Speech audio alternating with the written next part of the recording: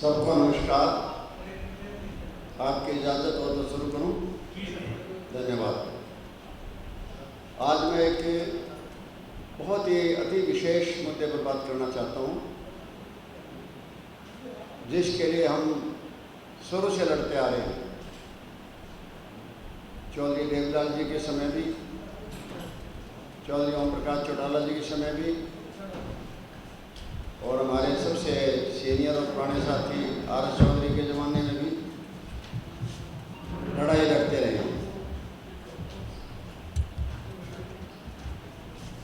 और अब ऐसा लग रहा है कि बीजेपी और कांग्रेस पार्टी दोनों एक हो चुकी है, विशेष करके हरियाणा के पानी के मामले में। आप में से कुछ लोगों को याद होगा कि 12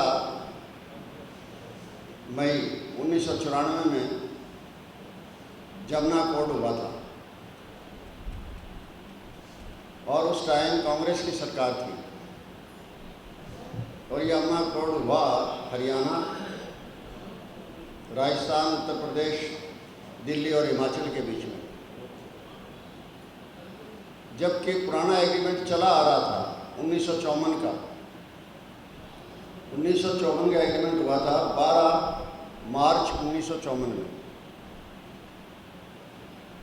और उस एग्रीमेंट में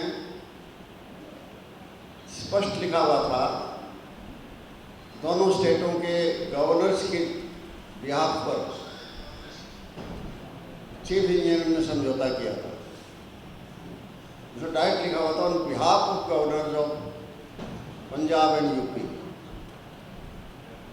और उसमें स्पष्ट लिखा हुआ था कि 2/3 जो पानी को उपलब्धता है जमुना में, उसका 2/3 पानी जो है 2/3 हरियाणा को मिलेगा। हरियाणा मतलब पंजाब को उस टाइम, और 1/3 उत्तर प्रदेश को।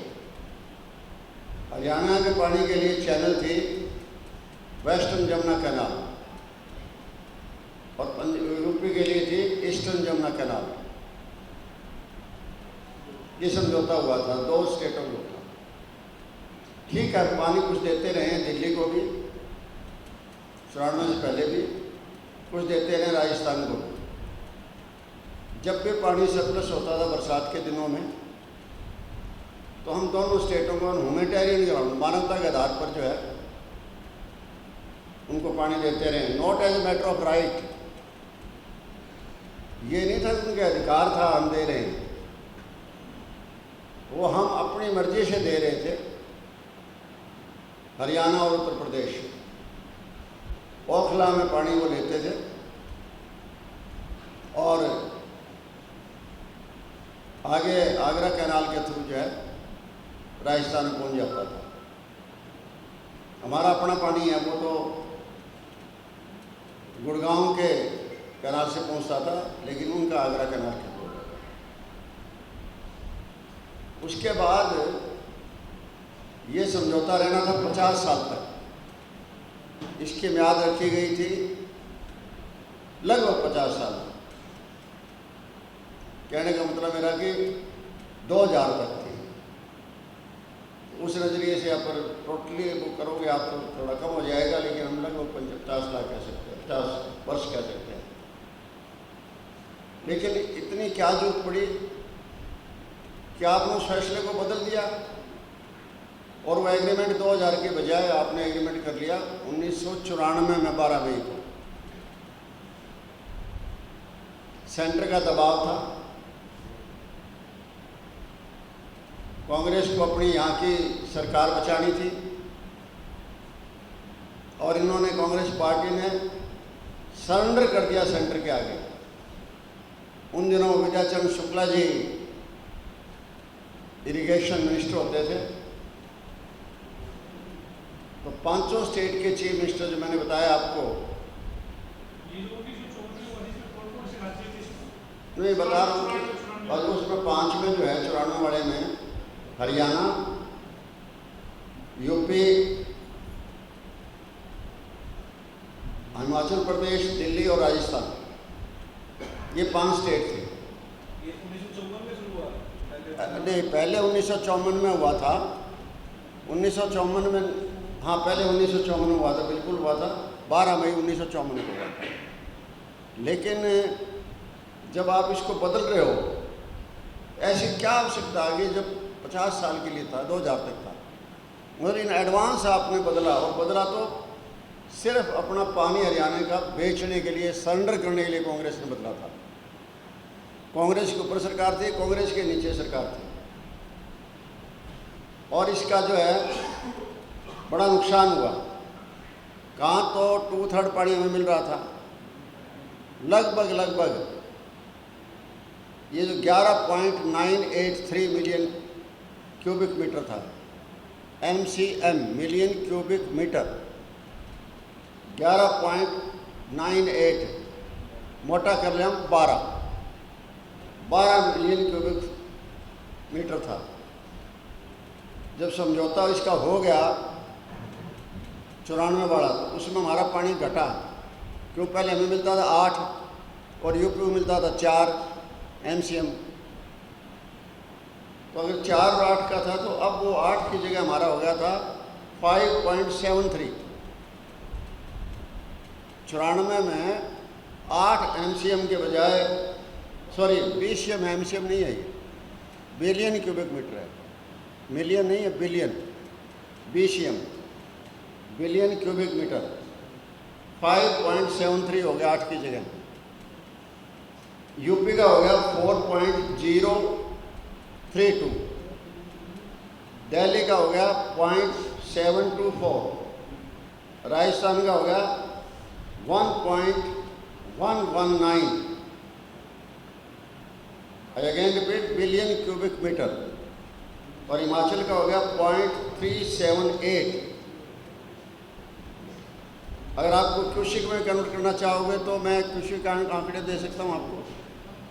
क्यूसिक में था, हो गया 6489 cusec Haryana, 4566 cusec UP, Delhi 819, Rajasthan 1267, Himachal 428, 13,569 total है क्यूसिक था पर डे का। बाकी मेरे पास जो कोई पूछेगा तो बिलियन का भी आंकड़ा है, CFT का भी है, BCM का भी है, क्यूसिक का भी है, MF का भी है, क्यूसिक पर डे का भी है, सारा मैंने रखा हुआ है। तो मैं कहना चाहता हूँ, उस टाइम हमने इसका डट के विरोध किया था। उन दिनों चौधरी ओम प्रकाश चौटाला जी भी हमारे नेता होते थे, 17 MLA थे हरियाणा विधानसभा में, लोक दल के नेता चौटाला जी थे, लेकिन विपक्ष का नेता मुझे बना रखा था, क्योंकि वो 93 में आए थे बाई इलेक्शन से।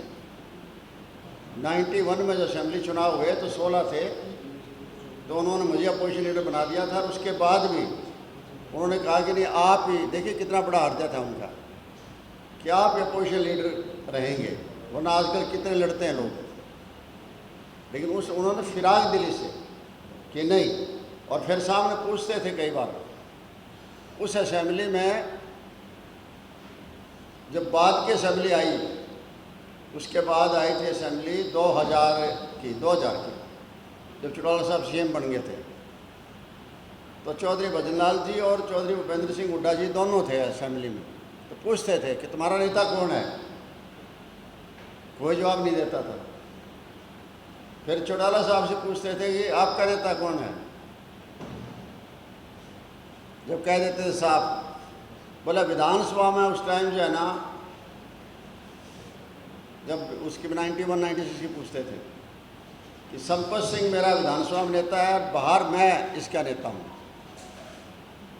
मतलब देखिए कितना, मतलब एक पद की इज्जत करते थे। अब चलो ये हो गया, उसके बाद हमने ज़बरदस्त विरोध किया, और 1 नवंबर को, उससे पहले एक हमने रास्ता रोको आंदोलन भी किया, और 1 नवंबर 1995 को काफ़ी आंदोलन करने के बाद 1 नवंबर 1995 को पलवल में रैली रखी थी इसी के विरोध में, और वहाँ से मैं सभी 17 MLAs के साइन किए हुए इस्तीफे लेकर आया था और स्पीकर को हैंड ओवर किया था।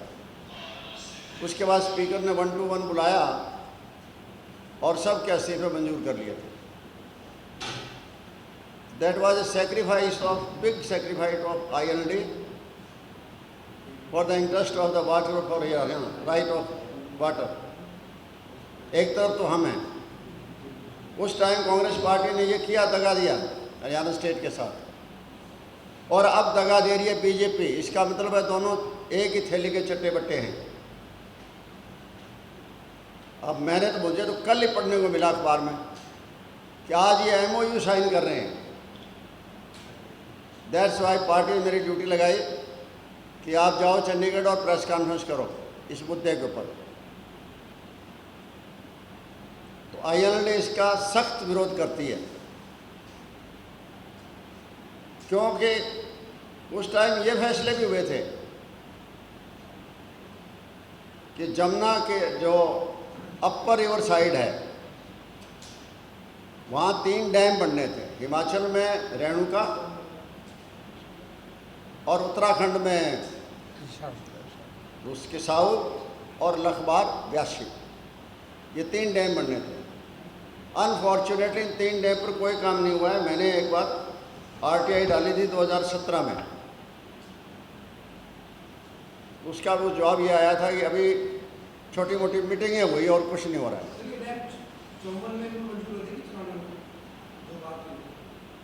पहले वाले 54 में जी, फर्स्ट जो हुआ है वो 54 में हुआ था। आज इस मीटिंग में एक मिनट थोड़ा मैं कंप्लीट करूं, फिर आप आराम से पूछना, कोई दिक्कत नहीं।